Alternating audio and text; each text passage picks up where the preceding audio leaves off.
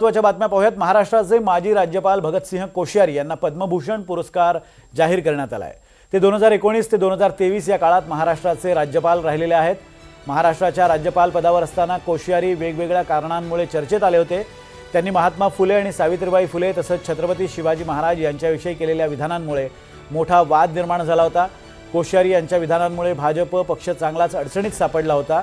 कोश्यारी यांना आता पद्मभूषण पुरस्कार मिळाल्यानंतर नवा वाद सुरू होण्याची शक्यता आहे। ज्यांनी महापुरुषांचा अवमान केला त्यांनाच भाजपने त्यांचाच सन्मान केला अशी टीका आता ठाकरे गटाने केली है।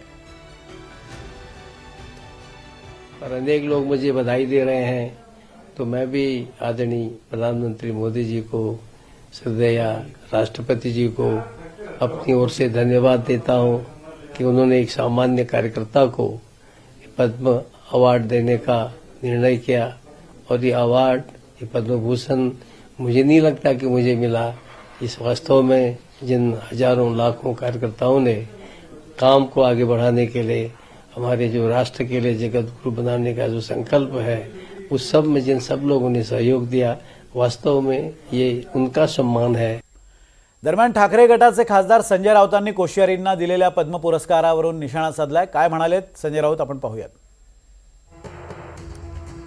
लोकशाही आणि संविधानाची हत्या करून सरकार बसवल्याबद्दल या महाशयांना मोदी सरकारने पद्म खिताबाने सन्मानित केले।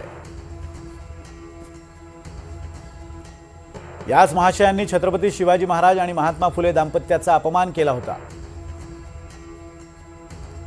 महाराष्ट्राचा अपमान करणाऱ्यांचा भाजप सन्मान करते, छान। तर ठाकरे गटाच्याच उपनेत्या सुषमा अंधारेंनी काय म्हटलंय आपण पाहूयात। जे व्यवस्थेची धाटगिरी करतात, व्यवस्था त्यांना पुरस्कृत करते, आणि जे व्यवस्थेचे दोष दाखवतात, व्यवस्था त्यांना बहिष्कृत ठरवते। भगतसिंगांसारख्या करणाऱ्या लोकांना जर पुरस्कार मिळत असतील तर ठीक आहे।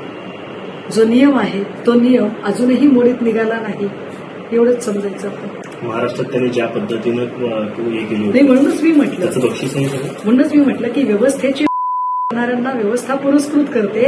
हा जो नियम आहे, हा नियम या निमित्ताने पुन्हा एकदा अधोरेखित झाला।